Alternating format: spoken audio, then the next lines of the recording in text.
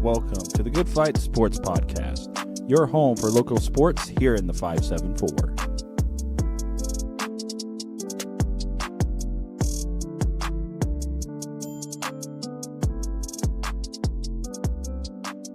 Hello, everyone, and welcome back to the Good Fight Sports Podcast.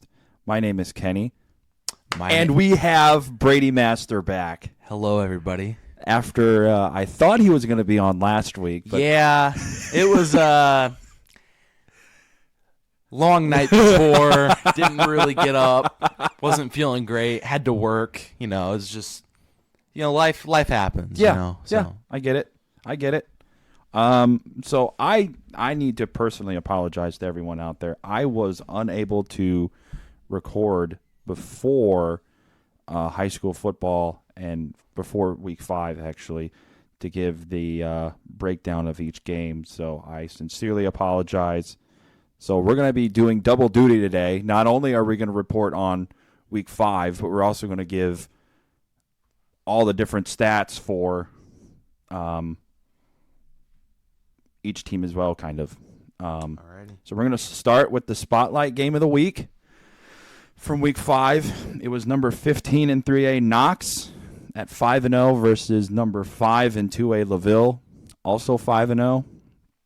This was the 40th meeting between these two schools in a rivalry dating back to 1982.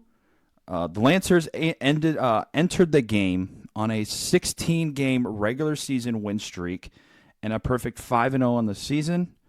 Knox entered the game also at 5-0, but they were seeking revenge on LaVille from a 21-20 win last year at Community Field in Knox. And the first quarter, Brady, you can attest because I know you were there. The first quarter was a dogfight. It was very interesting. But the one takeaway was Knox was able to move the ball at will against the Lancer defense. And understand, this is running the ball. Yes. We'll get into later in the game here and how they played and what they did. Yep. Which LaVille kind of frustrated me with their lineup, but Yeah. If you were there, you would know why. Exactly. It was silent in the fourth quarter in the LaVille stands. Oh, for sure. And the second quarter, it was back and forth, but the Lancers found themselves down 13-6 at the break. And I got to tell you, it didn't feel like it was 13-6. No. It felt like it was like 30-0. Knox. Yeah.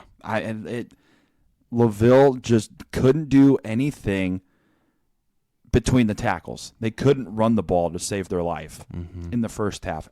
No one could run the ball. And we'll get into the second half here in a bit, but LaVille was a one-dimensional offense the whole game, especially in that first half. They were one-dimensional. And credit the Knox D-line. Yeah, they were solid. Oh, for sure. And then the O-line for Knox just moving LaVille players around constantly. And in the second half, it was back and forth, score-wise, but it was more of the same. It was Knox moving the ball down the field in 5, 6, 8 plays. Meanwhile, LaVille has to drive 11 plays and stuff like that. Knox, with their 5-play drives, they're eating up like 6 minutes of game time when they do it. It is just unbelievable how much physicality Knox had in that game. And they just out-muscled LaVille for the whole game. And in the fourth quarter, it was 21-13, and the Lancers had a chance to win the game with under a minute, but Plummer was sacked on third down, and that's what sealed the game for Knox with no time, actually. He got sacked with no time left on the clock, which just hurts even more because you don't have a chance to go back and redo everything because both teams were out of timeouts at that time. And it was funny because speaking of that, I don't know if you noticed in the first half, but Knox got away with calling 4 timeouts. Yes. I noticed that. Yeah. And Everyone in the stands were the people sitting right behind me were very livid. Yes, because the Knox head coach had called a timeout the previous play, but the ref never signaled it was a timeout. So everyone in the stands probably thought it was just an inadvertent whistle. But in the booth, we saw that Knox got credited with a timeout because we saw the Knox head coach do this. Next play, they call a timeout, and that was their fourth. But because we also had Knox, statistician sitting next to us. Penalty. Yeah, it should have. And they were like, well, we didn't get credited with the timeout because we didn't call one. It's like, you guys went over. You check the scoreboard. The scoreboard is almost always right. And at that time, it was right. We'll get into that part too. But they had no timeouts. And that's also on the LaVille coaches for not realizing that and pointing that out to officials. Now, if they did and they said, okay, there's a scoreboard issue, they had one timeout left, that's different. Then it's like, okay, we know that they had one timeout left, but the person running the scoreboard made an error. Mm-hmm. On the timing issue, that was on the official because the official wound the clock, which means start the game clock and the play clock too. And when he saw the game clock running, he stopped and got mad at LaVille's side because we were running the clock. But it was on him because he wound the clock. That was with that. Right, because if he was the initiate play, he would just blow his whistle, but instead he did the motion to... Yeah, he did this, and instead of... Because it was an out-of-bounds play, I'm pretty sure. Yes, it was an out-of-bounds play. But he might have ruled it that it was... But then he started the clock. He did the wind the clock sign instead of just start the play clock. Right. In any case, Lancers fell 21-13. Second half the game was hard fought for the Lancers. Mm-hmm. Plummer was able to run the ball. That's about it. He was the only person that could run the ball. The Lancer offense frustrated me for most of the game. All they did was throw deep balls and never completed them. But when they had success passing, it was over crossing routes, over the middle. Maybe a couple, going to the outside, but most of it was dead middle of the field. You don't need a touchdown ball every play. Exactly. You got to march up the field, get you better positioning. And I'll say that they threw I think it was midway through the fourth quarter, they threw a pick into the end zone, and that kind of just killed the momentum. Yeah. That just kills it. Yeah, exactly, because I remember that. The Lancers had a good chance of scoring a touchdown on that drive. They probably would have tied it up there. Yes, they would have. But then they throw a pick. Knox goes down, bleeds a lot of time off the clock, and that's what forced LaVille to do a 1-minute drill, but they couldn't capitalize on it because they needed a touchdown and then a successful 2-point conversion. But I don't know why LaVille doesn't run the 1-minute drill the whole game. Because it seems that it actually worked for him, rushing the ball to the line and getting out there, getting set quick. Honestly, quick offense is what I like. Yeah. Knox, when Knox was, that's what I noticed when LaVille was running that at not no huddle, but the faster offense, that Knox couldn't stop the running as much. LaVille I think only ran it once on that last drive. But I was telling people in the stands, I was saying, I think LaVille should go for a screenplay. Because me personally, okay, if I'm looking at their defense, okay, it's very run, they're gonna expect the pass, okay, because LaVille I think is not known for pass. They're better at passing. In that game, at that point, they were known for passing. They're known for passing. And I would say LaVille should have done some type of screenplay or some type of run play. Now you might say run play, not much time left on the clock. It's so unexpected, it would work because they're they're playing, and they were playing for most of the game. Like when LaVille scored the first touchdown, they were playing really soft coverage, is what I noticed, and they Yes. started to tighten up on that a little bit. Which LaVille should have read that and send double routes instead, but they started sending people pretty much the same direction, and that kind of caused them to not be able to get distance, get that, because because he threw Plummer, I think, threw what, 2 interceptions? He threw one interception. He threw one. Yeah. Okay. No, he threw. No, Yeah, he threw two. He threw Yeah, two because he threw two. Yeah. Yeah, he threw, I think, one in the third. I think Yep. it was third Yep. quarter, and that one was simply because I think maybe the routes got wrong because it was like 2 receivers running a long route, and I think maybe one was supposed to cut early or cut later. Yeah, and it didn't happen. And the linebacker, I think it was the linebacker for Knox picked it up and moved over and picked it off. It was a deflected, but it was still red and moved. Right. And right. that's just something LaVille's got to work on. Obviously, run game. I mean, their run game is usually pretty good, but that Knox line, man, if you saw them, there were some big dudes. Gosh, dude. Oh. And their O line was not the same as their D line either. They had No. 2 different sets of O line, D line. I mean, I think there was two or three players that played both, but there was some. I think there was like their left guard or something was. That was the thing that I saw too. It's like Knox was taking their O line out of the game and bringing in a fresh D line. Yeah. And then a fresh O line. I mean, LaVille. Meanwhile, I don't know if you saw, but Eric Bedock out there. Yeah. Oh my gosh, he looked beat in the fourth quarter. The third quarter, he looked beat.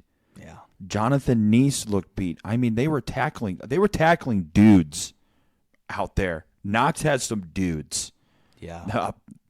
O-line. That's why they running back. That's one thing. That's why they ran the ball the whole game. They only threw one pass, and it was on 4th down to the end zone. So yeah. that was that was crazy. Yeah, and they didn't need to throw that either. They could have run it. They could have run it and got a first down. It was 6 yards, I'm pretty sure. Yeah. Just got to credit Knox. I mean, they came in with a solid game plan. Shout out to the running back for Knox, man. He's fast. Oh my gosh. Spin moves. He hit 3 spin moves in one play for an opening field touchdown. Yeah. That was It was ridiculous. It was But also, another thing LaVille has to work on is tackling.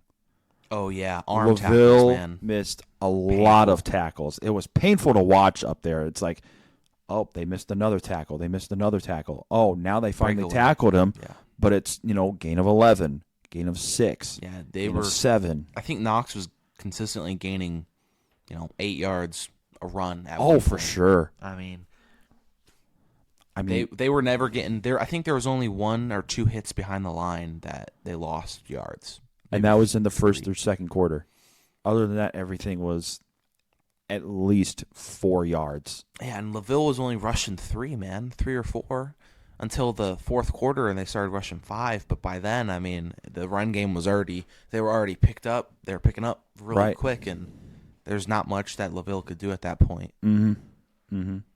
And with the loss, the Lancers are 5-1. It's their first home regular season loss since last year. That's in 5 games. Not last year, but 2 years ago.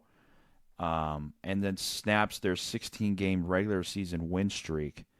And then with Knox and the win, they are now in control of the Hoosier North. But they still have a couple tough games left with Pioneer and Triton. And that Pioneer game is on the road as well. And then LaVille now leads the all-time series 21-19. So very close series. Next game for LaVille is at John Glenn. Glenn comes in 4-2. And we'll get into what John Glenn did to Bremen. It was just absolutely incredible what John Glenn did to Bremen. This is a backyard brawl kind of a feel with John Glenn. I mean, these two teams I think just hate each other. It's like LaVille Bremen. Both teams just hate each other because they're so close. It's just got that small town, country school. We want to kick your teeth in for 48 minutes, and then we can be friends afterward. Yeah. But, of course, it's a rivalry game, and we'll get into all of the stats on the rivalry game in our next show. For Knox, their next game is at Pioneer, and they're 4-2. And then we'll get into what the Pioneer game later on. Another good game, well, on paper, what I thought was going to be a good game and advertised as a good game was number 7 in 5A Mishawaka versus number 10 in 6A Warsaw. I thought this was going to be a good game. The final score was 34-11. So the Cavemen knock off previously unbeaten Warsaw, and this game was never close. Mishawaka scored 21 seconds into the game on a Brady Fisher 73-yard touchdown, and from then on it was just all Mishawaka.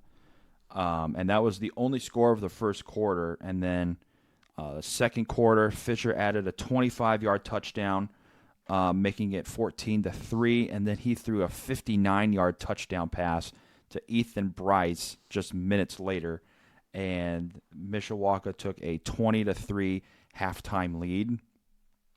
Then in the second half, it was basically the Novell Miller show as he scored 2 touchdowns in the second half. And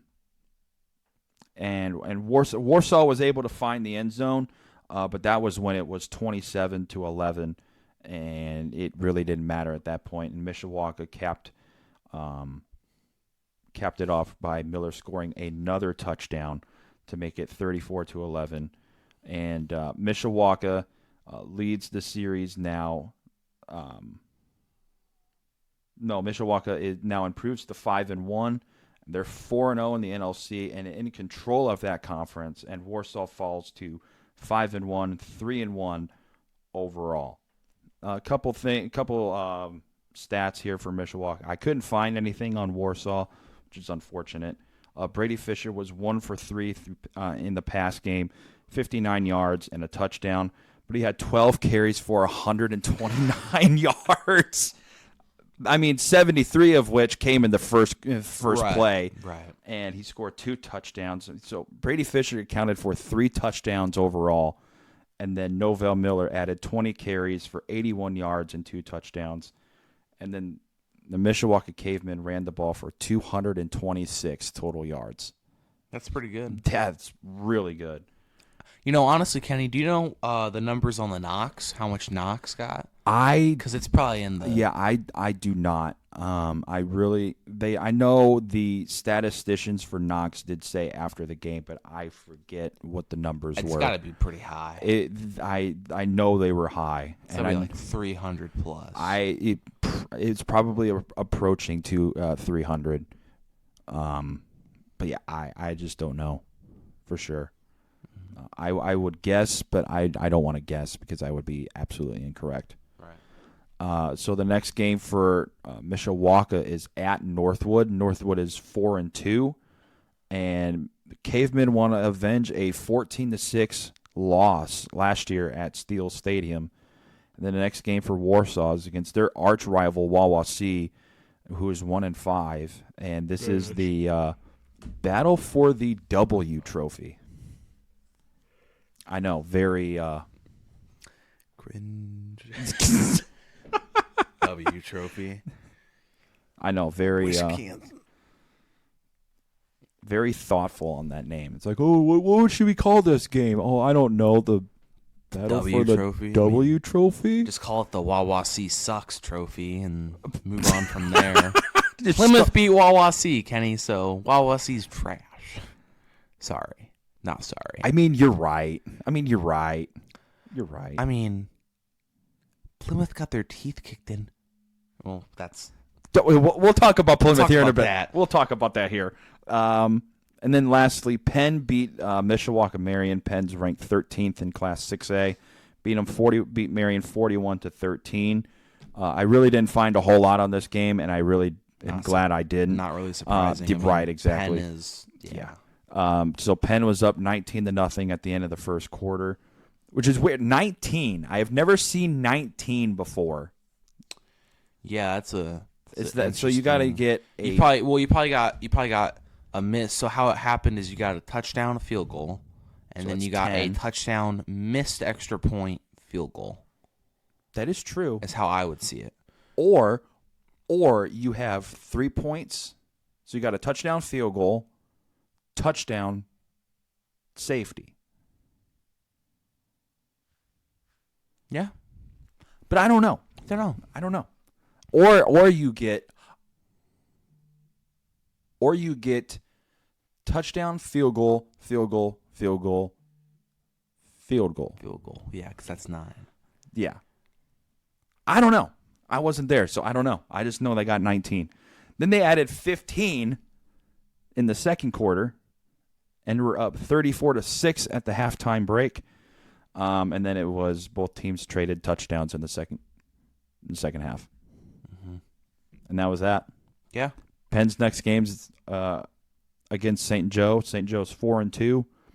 And Marion's next game is at Angola. Angola's 0-6. Some other local games. Fairfield beat Angola. Surprising. We just knew that. It was the 31st meeting between the two schools. Angola leads the series 16-15. And the final score of that game was 28-12. North White beat Caston 14-6. North White, you need to do better than that because Caston's terrible. This was the 45th meeting between these two rivals. North White leads the series 25-21. Chesterton beat Portage 35-31. New Haven got a big win at Columbia City, defeating them 21-7. This was the 47th meeting between these two schools. New Haven is in control of that series, 46-30-1, and Columbia City now falls to 5-1. Concord, number 10 in Class 5A, destroyed Goshen 42-0. 70th meeting between these two Elkhart County rivals. Concord leads the series 36-34. This rivalry is 62 years old. Winnemac beat Culver, not surprising, 45-14. Kankakee Valley got back in the win column against Culver Academy, 17-14. Both teams are 2-4. Boo, Senior. That's all I got to say about that. And then Tippecanoe Valley, ranked number 12 in Class 3, got their first win against Jimtown ever in football, 35-14. I mentioned this. John Glenn beat Bremen 42-0 at Bremen. Sad. I love every bit of that. Disgusting. Oh no, that's not good. that's not disgusting. That is just chef's kiss to John Glenn. Just I wish they put up 50 on Bremen, but I'll take 42-0. I'll take a 42-point win. This was the 48th meeting between these two US 6 rivals. Unfortunately, Bremen leads that series 35-13. This one's not surprising. Number 13 in Class 4A, New Prairie beat South Bend Adams 49-0. Number 9 in 4A, Northridge beat Wawasee 14-7. So I don't know what that says about Wawasee or what that says about Northridge. I don't know because Wawasee is bad, but I mean, they've held some good. Wawasee's held some good teams to low scoring. But I mean, you're also right. Plymouth beat Wawasee.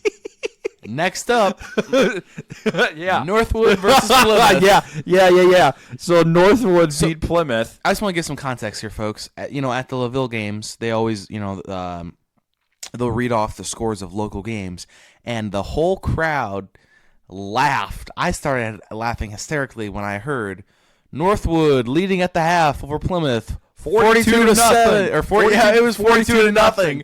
Yeah. LaVille ends up scoring a touchdown, but nothing else besides that. You mean Plymouth? Plymouth, sorry. Yeah, well, it's because of the mercy rule taking effect. So that second half over there in Napanee took like 20 minutes. Yeah. But yeah, Northwood beat Plymouth 42 to 7. The game was never close. The 60th meeting between these two schools. Plymouth, you should be ashamed of this. Northwood leads the series 43 to 17, and now Northwood has won the last 8 meetings against the Rockies. Number 17, 3A, Peru beat Rochester 34-23. Peru, I almost said Purdue. Peru leads the series 15-9-1. Elkhart beat St. Joe 26-17. I figured Elkhart was going to start winning some games. They're playing the worst teams now in the NIC Big Division. So they're going to rattle off a few wins. Number 14 and 4A, South Bend Riley beat Washington 26-0. This was the 85th meeting between these two South Bend City rivals. Washington leads the series 47-33-3. Series started back in 1936. It's an 87-year-old rivalry. Wow. And for the first time since 1965, Riley is 6-0 in football. Crazy. You're going to hear it here first. Riley's going undefeated. Wouldn't surprise me. In the regular season. They're going to go 9-0. Now, in sectional, they're in the Northwood, Northridge. They're in that sectional. A pretty tough sectional. So it's going to be a tough sectional to get out of. But, I mean, at this case, Northwood doesn't pose as big a test as they did back in the preseason in week 1. I think sectional can come down to Northridge and South Bend Riley. Yeah. And I think so too, Kenny. If that happens, I'm going to take South Bend Riley. You're going with the dream. I'm going to, dude. I'm with you, Kenny. Dude, I'm going to jump on the South Bend Living Riley on a football prayer. bandwagon. I am all in. I'm riding high, dude. I've never gone to a South Bend Riley football game. Probably never will. But I'm going to jump on that bandwagon and ride it for as long as I possibly can. So let's go Wildcats. Let's go, I guess. Yeah. Number 12, 1A North Judson killed South Central 56-24. Number 16 and 1A West Central also killed South Newton 54-6. It's 1A. Yeah. 49th meeting between the two schools. West Central leads the series 27-24. One of the biggest upsets around here, besides what Mishawaka did to Warsaw, Pioneer knocked off number 8 and 1A Pioneer 27-16 at the pit down at Royal Center. Pioneer, this was a trap game because Pioneer last week beat a 5A team in Hammond Central kind of handedly. And I figured they're playing Triton. They're like, Triton might come in and just surprise Pioneer. And they did. Yeah, clearly. Clearly it was a trap game for Pioneer. I see Pioneer falling out of the rankings of the coaches poll in 1A. And then to wrap up local scores, before we get into scores around the state, Crown Point, number 5 in Class 6A, beat number 3 and 5A Valparaiso 19-14 in the 77th edition of that rivalry. Valpo leads the series 48-27-2. Then some local, not local scores because we just did those. Some scores around the state. Number 11 and 3A Batesville upset number 3 and 3A Lawrenceburg 26-23. Ben Davis absolutely destroyed Lawrence North 62-14. It's Ben Davis. I mean, you're not wrong, but I thought that game was going to be closer. There's also other Ben Davis news we might want to talk about. I don't know if there is basketball. There is. So what we're talking We'll about just Ben talk Davis about it now. Yeah. So what is it? Don Carlisle? Yeah, Don Don yeah. Carlisle. Has it been confirmed? Is he actually fired? So I don't think he's been fired yet, but they're going through an investigation process currently because it's alleged that he punched a student Twice in the face. Which is not acceptable at all. Should not happen. Should not be done. But yeah, he was obviously the head coach for the Ben Davis basketball team, and he also was coaching, I think, the Indiana the state team for high school basketball. He coached last year. And I mean, not talking about the assault or whatever, alleged assault. He's a good basketball coach. I mean, you can see how he carried that, or he helped that Ben Davis team go on, right? And they're one of the best basketball. I mean, they're really good for basketball. Yeah, and, yeah. But obviously, all alleged. Nothing's been. I don't believe. Nothing has come to light recently that I've heard new stuff. So until then, you'll hear it from us. But yeah. Yeah, everything's allegedly, because we don't want it to be taken off the air, kind of like the Pat McAfee show. Right, yeah. So we just got to throw an allegedly in there. So everything's allegedly right now. Nothing's confirmed. Even if it is confirmed, we're still going to say allegedly because we don't want to be taken off the air. Right, yeah. I say that in a joking way because there's no way they're going to find this little rinky-dink podcast anywhere. Rinky-dink podcast from Indiana. Talk about local sports.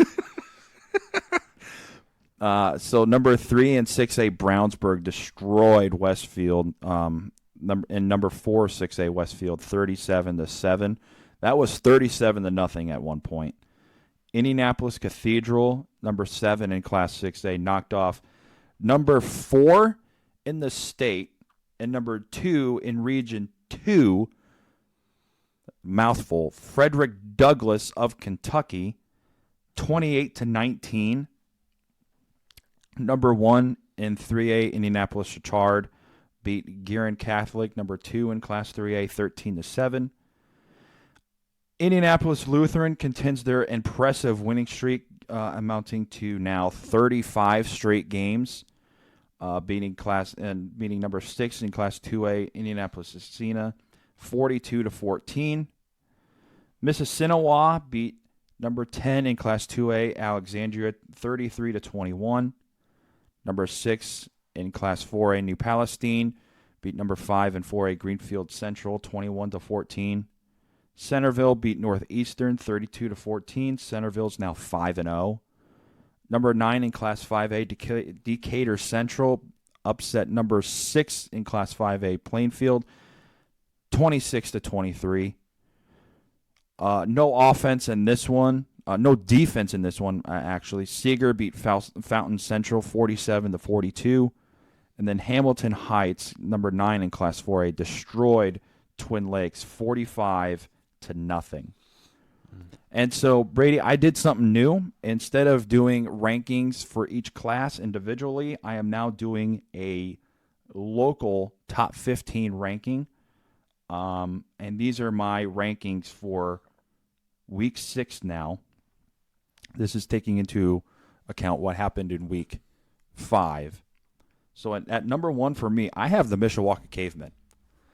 What they did to Warsaw, and just how they've bounced back from that loss against Penn has just been absolutely impressive. And they were number 3 in my rankings last week. At number 2, it's consistent, Penn. Yeah. They're 5-1. Warsaw, I traded Mishawaka and Warsaw. Warsaw 5-1, and then Northridge, I kept them at 4. I saw no need to really drop them down at all because they did the way they were supposed to do against Wawasee, even though they only won by a touchdown. Right. New Prairie, They're at 5. They were at 6. New Prairie's 5-1. Riley. I'm surprised you got Riley that low.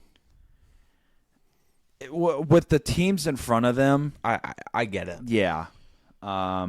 If Riley can keep winning and then, something happens, because Penn and New Prairie still have to meet. That'll decide the Northern Indiana Big Division Conference. But unless something surprising happens, Riley needs a big-time signature win on the resume. They haven't really gotten that yet. But they could. And then I have Concord at number 7, coming in at 4-2. Knox and LaVille for me traded places. Knox is now number 8 at 6-0. Valpo dropped to number 9. They were 5th. They're 4-2. Lancers number 10 at 5-1. Northwood, I kept them the same. They really didn't impress me this week. They're 4-2. Number 12, I have North Judson, Saint Pierre. They're 4-2. John Glenn, I have them moving up. They were 15th in my rankings last week. Then I have Tippecanoe Valley making an appearance. Making an appearance. They're 6-0, and then West Central coming in at number 15. Both of those teams were not ranked last week in my rankings. No South Bend Clay. No. It's quite unfortunate. It's quite unfortunate. Yeah. It's South Bend Clay. And the number 1 and the worst team ever in high school football. We should do a ranking of what are the worst teams locally. That would be really funny. Clay and Caston are 1 and 2. Clay, the clear shot. Like, okay. Clay is up here. Caston's down. Clay is like on the Mount on Mars. On the Mount Rushmore of worst teams in Northern Indiana. Clay is 1, 2, 3, 4 on the Mount Rushmore of worst teams ever. Yeah, at least since 2012, because they have. What are they a 5A, 4A school? They're 3. They're 3A. They're 3. That's so sad. Okay, because I'll give you something funny. Back in 2012, before they went to 6 classes, Clay was a 5A school. Oh my gosh! That's how far they've dropped 2 full classifications since 2012. No wonder. I feel like they get people that don't play football to play football. Like they don't have enough people, so they're like, or they decided to pick band kids to go out and play football. I didn't want to say that, but that was in my mind. Because shout out Zeke and Nate Jones, I love you. Yeah. Shout out. I mean, Zeke made varsity. Woo! Yeah, Zeke got in the game. He played special teams. He played against Knox, but so this next part I can't really do. I was going to break down each, but they're different now. Each classification for the coaches poll. Coaches poll has not come out yet, so Warsaw is definitely not going to be in. Warsaw is not number 1. I can tell you that. Well, they're not going to be top. They're not even going to be in 10 anymore. Oh, that's right. Because they lost. That's right. Yeah, Warsaw is going to be out of the top. Mishawaka 10. will be in there. Mishawaka is probably going to be number 9. I could see Mishawaka jumping to number 5. Really? Yes, in the poll. I could see that because you got to remember Plainfield lost. They're number 6 in Class 5A.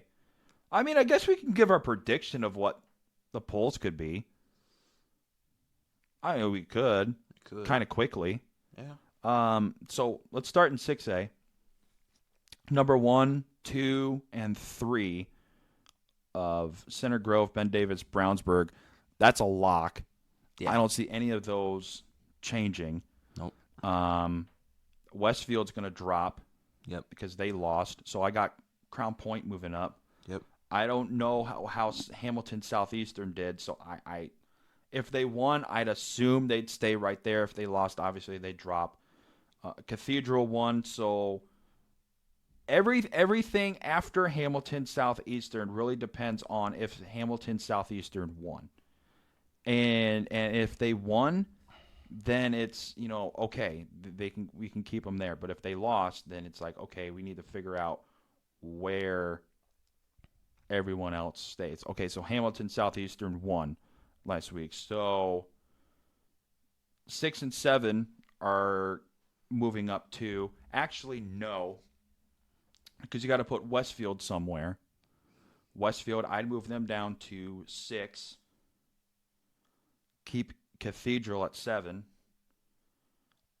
Fishers, you get them out. Carmel, you could move them up. I think also Warsaw drops out of this top 10. Warsaw's out. Yep. Completely. Well, out of the top 10. They're probably top 15 still. But they'll be ranked in. They'll still be ranked in the coaches poll, but not top 10. Not top 10. But yeah, other than that, I really don't know about Class 6A. I mean, I know in 5A, Valpo's dropping. So Bloomington North is going to move up. I got to see if Maryville won. I think they did. Yeah, Maryville won. Would you put Mishawaka at 3? No. No? No. I'd have Bloomington South at 3, Maryville at 4, Mishawaka at 5. That's the top 5. Teams are moving up because Fort Wayne Snyder lost. So I'd have Bloomington North 1. I'd move North and Snyder. Bloomington North 1, Snyder 2. Bloomington South 3, Maryville 4, Mishawaka 5. Now, you could move Mishawaka up to... No, you can't, because I don't see them making the top 4. Top 5 is about the best they could do. Unless they don't move Maryville and put Mishawaka at 4. I don't see that happening. Concord's going to move up because they won. Yep. So is Decatur Central. In 4A, Columbia City is probably going to drop out. If not, they're going to stay in the top 10 and be ranked 10th. Greenfield Central is going to drop because they lost to New Palestine. Other than that, there's really no change. 3A, Gearin Catholic's going to drop out of the top 5. Then other than that, everyone else stays the same. 2A, LaVille's going to drop. Yep. Alexandria is going to drop. Other than that, that's all the changes there. Then in probably the easiest class to figure out rankings for, 1, 2, 3, 4, 5, 6, 7 are going to stay the same. Yep. Pioneer's out. Yep, they're out. North White's moving up. Clinton Prairie's out because I think they lost last week, which I wouldn't be shocked. Yep, they lost. So that's 2 losses in a row for them. So they're out. I don't even know. Triton is probably going to move up. They'll probably make the top 10. If they don't make the top 10, they're going to be ranked in the top 15. But that's my prediction. Yeah. Once the AP poll, once the coaches poll comes out, there actually is an AP poll in high school, Indiana. Yeah, or Indiana. Oh, okay. But they just go by the coaches poll. Yeah, I was gonna say. So conference breakdown now. What are the standings? In the Hoosier North, Knox unfortunately is 4-0 in the conference. They're 6-0 overall, obviously, and they've won 6 in a row. LaVille drops to 4-1, 5-1 overall, lost 1. North Judson's 3-1, 4-2 overall, won 2. Pioneers 3-1, 4-2 overall, and lost 1. Triton 3-1 overall, 4-2 over 3-1 in the conference, 4-2 overall, and 1-2. So there's a 3-way tie for teams at 3-1, and LaVille is 4-1. So LaVille has a half-game lead over Judson, Pioneer, and Triton. Technically a 4-way tie for second place at the moment in the Hoosier North. Unless Pioneer can beat Knox, fingers crossed that Pioneer can take care of business against Knox and get the win and cause Knox to not be outright conference champions. Right. Which I hate the fact that they celebrated the conference championship because the conference championship is not decided yet. Nope. Just because they're 4-0 doesn't mean they're automatically given the conference. Anyway, Winnemac, they're 1-4, 1-5 overall, 2-4 overall actually. My bad, 2-4, and they are on a 1-game win streak. Caston, 0-4 in the conference, 0-6 overall. They've lost 20 in a row. Not to the level of Clay. No, not yet. Not. But they're approaching it. Not 30-something. 37, I think. Or 38 now, probably. We'll see. Culver, 0-4, 0-6 overall, and lost 7. To the NIC we go. Starting with the East-West division, the big division. New Prairie's 3-0, 4-1 overall, and they're on a 5-game win streak.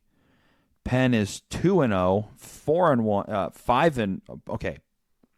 New Prairie's 5-1 overall, and so is Penn. I forgot to change those. Penn has won 4 in a row. Elkhart is 1-1, 3-2 overall, and is 1-1. St. Joe drops to 1-2, 2-3 overall, and lost 2. Marion is 1-2 overall, 1-2 in the conference, 1-5 overall, and 2-4 overall, and lost 1. Adams is 0-3 overall, 0-3 in the conference. Wow. 1-5 overall, and lost 4. And now to the small division conference with one of the best teams in the state and in the country. I'm not speaking of South Bend Riley. Are you? Wait, you're saying they're one of the best teams in the country? I wasn't talking about South Bend Riley. Was not. I'm speaking of a particular team in this division, in this conference. So South Bend Riley, they're 3-0 in the conference, 6-0 overall, and 1-6. Riley could be. They're getting up there in one of the better teams in Class 4A. They're not at the top because if they make it to state, they're going to get absolutely smoked. Yeah. Anyone in the North is getting absolutely smoked. Glenn, 2-1 in the conference, 4-2 overall, and they've won 1. Jimtown, 1-1, 2-4 overall, and lost 1. Bremen is 1-2. They're 500 at 3-3, and they've lost 2. Washington, 1-2 overall, 1-2 in the conference, 2-4 overall, and they're on a 1-game losing streak. And our favorite team around here in football, South Bend Clay. 0-3 in the conference, not bad. 0-6 overall. That's pretty bad. And they move to a 34-game losing streak. Fun fact, Brady. This is the second time that they've lost 30 games in a row. Wow. Shocker. So, since 2012, like I said, when Clay went 5-5, that'll never happen again. No, it's never going to happen again because this is the last time they're playing football. Exactly. So we have 3 more weeks of South Bend Clay losing. I almost want to go to a Clay game, their last game, just to see it end. I kind of want to as well. Just to give it a good send off. Witness. If they win, I don't know who. Bro, dude, okay, you gotta admit, if they South win, Bend would burn down. They would burn down the whole city That'd be a riot if Clay won their last game that they're ever gonna play. Okay, think about it. You're going out. This is your last hurrah.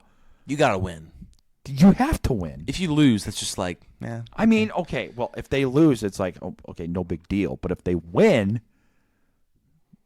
what are you gonna think? maybe they stay at school. Yeah, okay, dude. If I'm the Bring in Deion Sanders, okay? Oh yeah, Coach Prime. Fix the coaching. Oh my gosh, Coach Prime couldn't even fix that team. He's not even going to have to worry about that because Clay is no longer a school. Thank goodness, because South Bend Clay is incredible. Bad. Trash. Garbage. In every sport. Dumpster fire. Yes. I Literally. think we should move on. Yeah, we should. It's not respectful to make fun of the dead. Right. You're right, Brady. I'm sorry. To the NLC we go, the Northern Lakes Conference. Mishawaka now is at number 1. They're 4-0, 5-1 overall, and have won 4 in a row. Northridge, 3-1, 5-1 overall, and has won 3. Warsaw drops to 3-1, 5-1 overall, lost 1. Concord, 500 in the conference at 2-2, 4-2 overall, and they have won 2. Northwood is also 2-2, 4-2 overall, and have won 1. Plymouth is shockingly 1-3 in the conference. Shockingly 2-4 overall. Yeah, they beat Calumet, which I could beat Calumet. Yeah, exactly. We could beat Calumet. Yeah. And the Rockies have lost 2. Wawasee 1-3 in the conference, 1-5 overall, and have lost 3. And Goshen 0-3 overall, 0-6, 0-3 in the conference, 0-6 overall, and have lost 9. Yes. Now let's switch gears. Let's talk about some college football news. This is kind of old news because I forgot to talk about it last week. But Colorado star wide receiver cornerback Travis Hunter is out 3 weeks with a lacerated liver from a late hit by Colorado State defensive back Henry Blackburn. That happened in the Colorado State game that I watched. Yes, that was a late game. Didn't get over till about 2. 1:30. Yeah, it was about 2. Yeah. Double overtime. Yeah. So plus it's in Colorado, so 2 hour. 2 hour? I think it's 2 hour difference. You're right, because it's not Pacific time, because Pacific is 3. Yeah, that's California and all that usually. Yeah, because I think Arizona is on. Yeah, Pacific, yeah, they are. But yeah, the hit by Blackburn, it was a football play, just late. It was a late hit. That was just it. It was not targeted in a way of malice, I don't think. I just think the way the play boom bam play just happened late, and that happens in football. Exactly. Even Coach Prime came out and said, we're going to have hits like that. You can't help that, Hunter got hurt. Mm-hmm. It's unfortunate that he got hurt. Don't get me wrong, but Blackburn wasn't out. Saying, "Oh, I want to knock him out of the game." Guy. No, he made a football play. It happened to be a couple seconds after the whistle. It happens.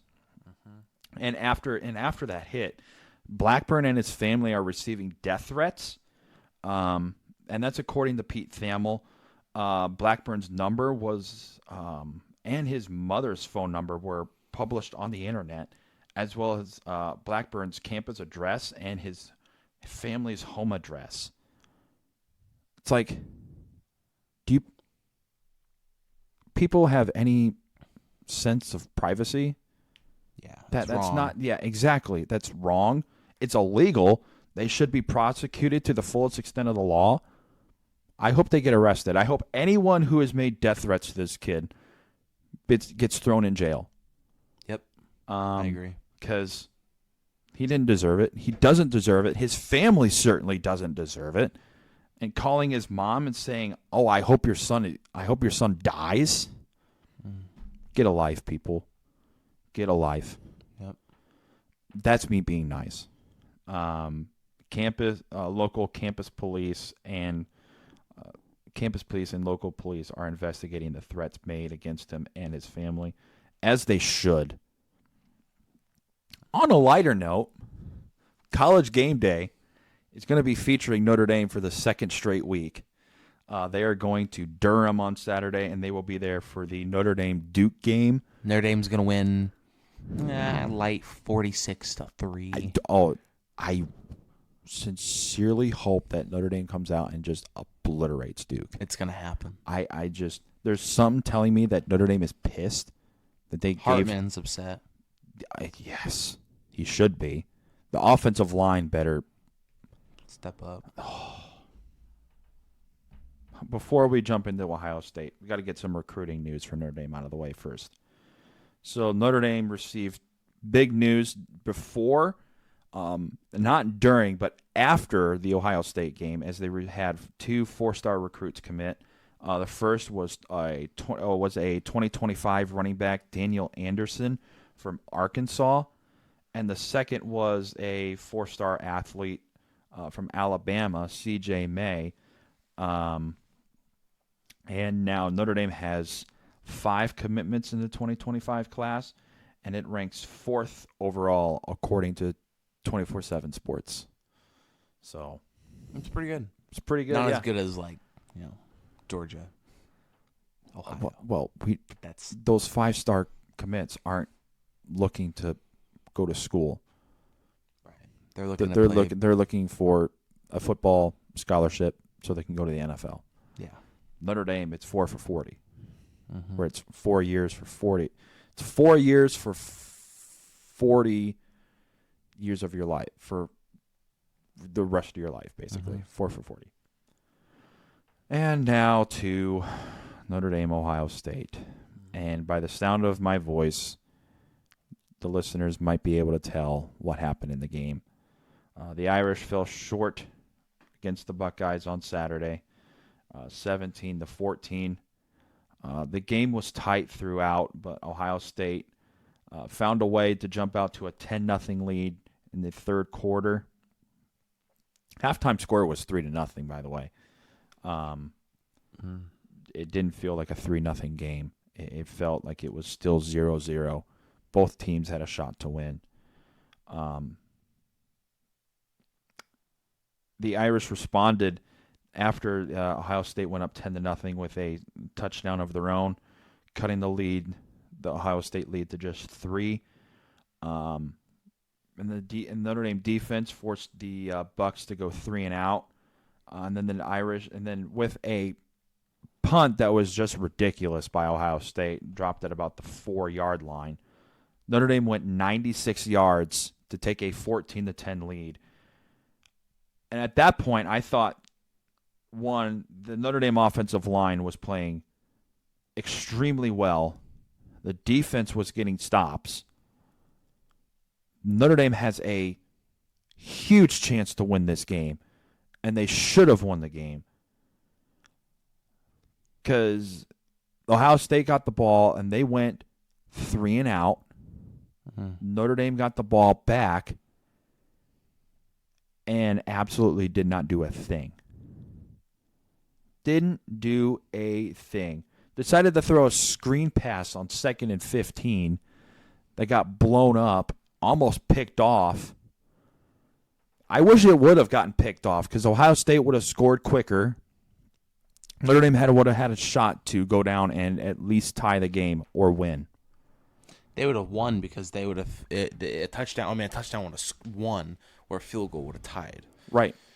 But instead, Notre Dame was forced to punt, and that was with just over a minute to play, and then Ohio State drove the ball, picked up a first down on 3rd and 19. Notre Dame decided not to blitz because they had blitzed the time before.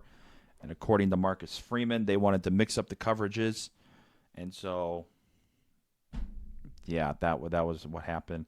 Then there's a miscue on substitutions, and 3rd and goal at the 1-yard line. Notre Dame has 10 guys on the field to match up against Ohio State, who has 11. So that's just wonderful. Then they overload the right side and leave the left side wide open. Basically, DJ Brown had to cover the right side, the left side himself. He got the tackle, but it was too late because the Ohio State running back had scored. They reviewed it. I thought he was short because they called him. They should have called him short because they called a Notre Dame running back short. So it's 50-50 there. But they determined there was 1 second left. I found that stupid. Just end the game. Notre Dame wasn't going to do anything anyway. Yeah, they're not. They're not Miami in the Miami Duke game a few years ago where they can just lateral the ball all over the place and touchdown. Yeah, it's a touchdown. Yeah. So Notre Dame is now 4-1, and they will go on the road to face number 18 Duke, who's undefeated after a less than impressive win against UConn last week at UConn. And UConn is like the South Bend Clay of college football. I'll just say this: Duke is a basketball school. I don't care what anyone says saying they're football. They're not good. No. How many national championships have they won, Brady? 0. Exactly. How many Heisman Trophy winners? 0. Exactly. How many national championships for Notre Dame? It's only 2. 11. 11. I was like, I thought you were saying 2. I was like, no, there's a lot. No. 11. Sam Hartman for Heisman. I don't know after this game, man. Yeah, after this game, it's pretty bad. But I mean, if they would have won, I would have had him like number 1. But yeah, Heisman Trophy winners for Notre Dame, 7. None for Duke. Suck it, Duke. We're not a basketball school. We're a football school. Well, that might change. Marcus Burke. Cool. Yeah. We got a new head coach too. Yeah. So a lot better. Oh, yes.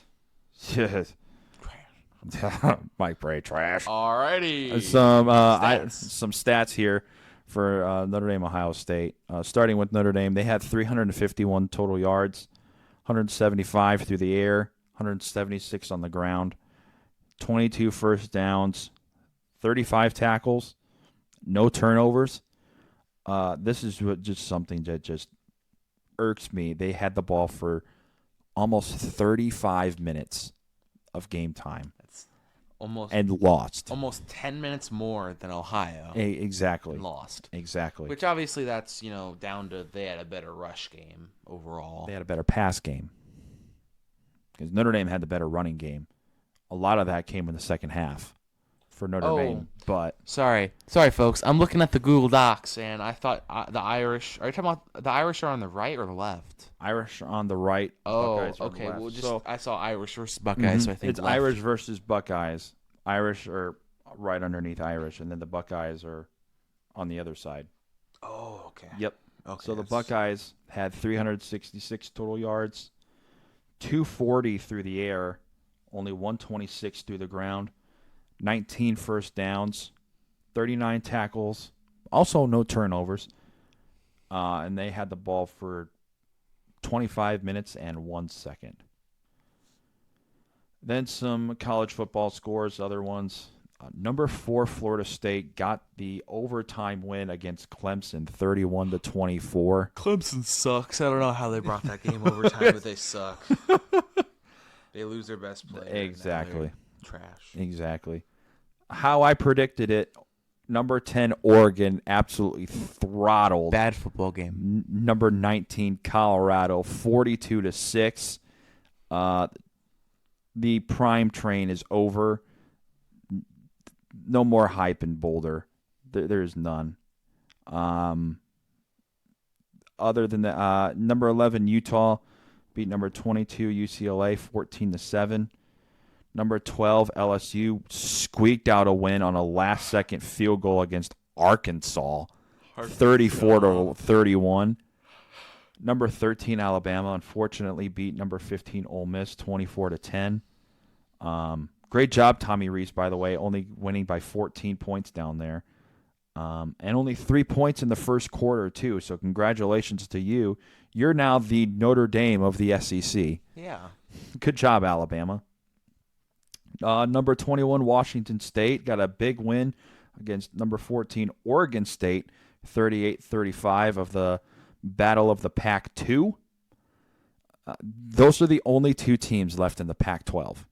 So they're basically the Pac-2. Basically. They should join the Mountain West Conference at this point. Did you hear the chants at the Pitt game? Did I hear the Sweet Caroline? Eat crap, Pitt. They don't say crap, though. Did you hear about that? No. Yeah. You should search it up. Folks, search it up. A little bit of cussing in it, but it's pretty funny. Is that from the Pitt fans? No. No, it was North Carolina fans. Wait. Are you sure it was North Carolina or West Virginia?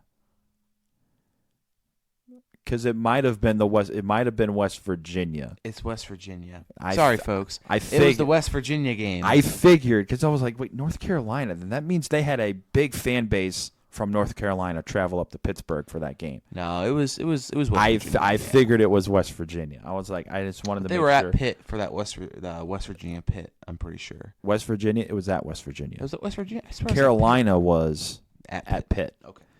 And then the teams we're talking about. Number 17, North Carolina throttled Pitt 41-24. Brady, I also have college football rankings of my own. 1, 2, and 3, I have the same: Georgia, Michigan, and Florida State. I have Ohio State at 4, Texas at 5, USC and Penn State. I kept the same. They both got wins, less than impressive wins. So USC is 6, Penn State is 7. Oregon jumps up to 8 for me. Utah 9, Washington 10. Notre Dame falls to 11. I have Alabama at 12, LSU at 13, Oklahoma at 14, going on the road to beat Cincinnati. I know it's Cincinnati, but Cincinnati's now a Power 5 team since they're in the Big 12. North Carolina at 15. Washington State with the big win. They jump a lot to 16. Oregon State falls to 17. Ole Miss at 18. Duke up to 19. Florida at 20. Colorado plummeted for me. And they're going to next week as well. Colorado comes in at 21. Tennessee at 22. Miami at 23. And then Kansas and Maryland, for me, enter at 4-0 apiece at 24 and 25, respectfully. And then the AP poll, I think, hasn't come out yet. So I'm not quite sure on what the AP poll is. I guess I could see if the AP poll has come out, but I don't think it's come out yet. Yeah. It has. Or it hasn't. No, it hasn't yet. It hasn't come out yet. Yeah, it hasn't. Oh, wait. Looks like it has.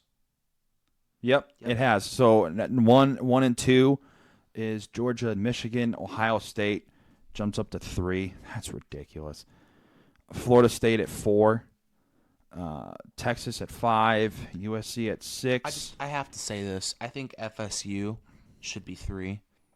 I Yep. think that they can beat Michigan. I think they could possibly beat Georgia in a really tough fight.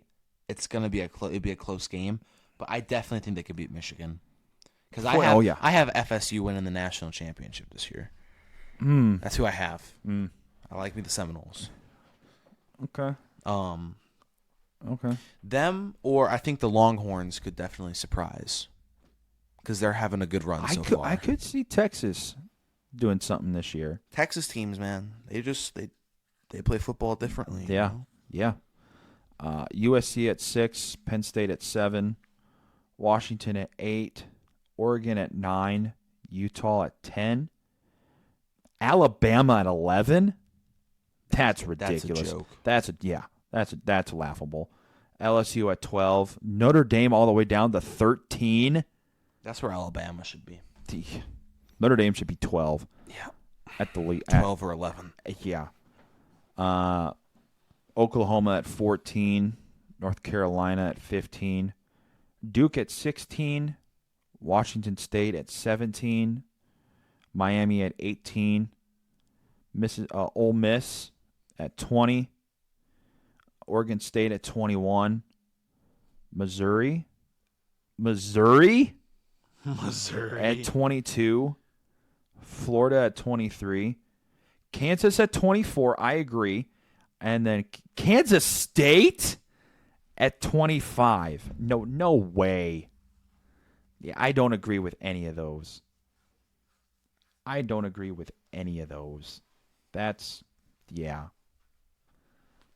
That's all I got, Brady. I don't got anything else, man. Yeah.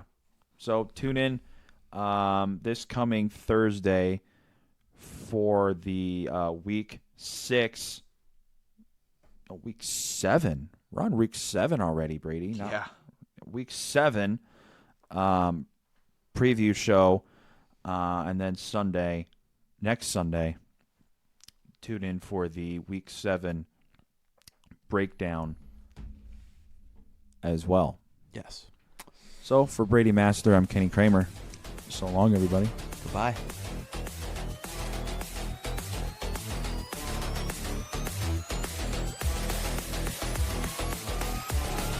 Hey guys, it's Kenny, host of The Good Fight. We hope you enjoyed the episode. If you want to hear more, you can check out our website at thelugnutspodcastgroup.com for all information related to the podcast and where to listen to us. You can also follow the Patreon page for exclusive benefits for the show.